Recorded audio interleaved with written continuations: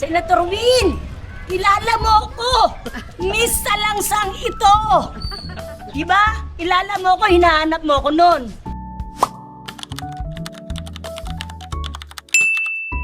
So magandang araw po, no. Nandito po ako ngayon sa RT Subdivision number 4 na kung saan po ay nilapit po sa atin ang concern ng mga HOA dito. Patungkol po ito sa posting ito na napakadelikado, na nakahapay na raw po dito sa kanilang dadaanan.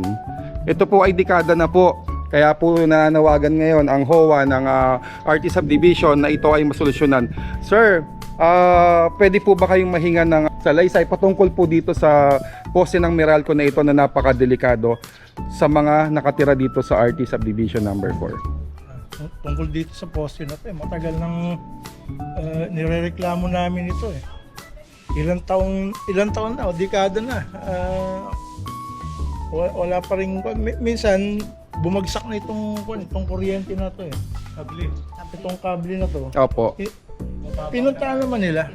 Itinaas lang nila pero hindi nila niremedyo itong poste. Bagsak pa rin. Oho. Tatlo ito eh. Tatlong poste ito. Bali, dalawa. Ganyan eh. Dalawa, nandun pa yung isa, yun, nakatukod. Tapos mayroon silang itinayo pa doon na hindi nila itinuloy. Opo. Kaya ito kasi hindi namin malaman, mamaya biglang bumagsak, bumabaha dito. Opo. Tapos, pag may dumaan na sasakyan, itong tukod na ito, hindi nila malalaman, hindi sigurado. Pagdaan nila, baka madisgrasya pa sila. Yun ang Opo. namin. Ang concern talaga namin dito, na baka biglang bumagsak.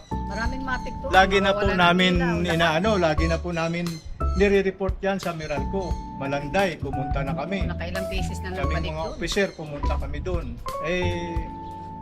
Sabi, titingnan. Tiningnan naman siguro, pero wala namang aksyon. Yun ang hinihintay namin. Hintay namin. Opo. Huwag nyo na pong Magkaroon hintayin na sana, bumagsak oo. pa po itong poste na to bago kayo mag-aksyon. Ngayon pa lang po dapat inaano nyo na po ito rito, aksyonan ginagawa na na, sana. inaksyonan na. Kasi ganyan naman talaga, kung kailan nangyari na, nabagsak na, saka pupunta. Palitan yung mayor eh. Yung poste hindi pa napapalit. Sa time pa ni sa time pa ni Mayor Rex. Gatchalian. Si Rex. Oo, Si Rex. Sorry. Senator Win, kilala mo ko! Miss Salangsang ito! Diba? Kilala mo ko, hinahanap mo ko noon. Si Rex Gatchalian, kilala niyo ko, matagal na akong teacher. 41 years in the service, wala akong absent. Sa totoo lang po, patay na patay kami. Baka mamatay kami dito. Sana tulungan niyo po kami, please. Win. Senator Win, please help us. Bin, labas ka, Bin, Win para Gatchalian.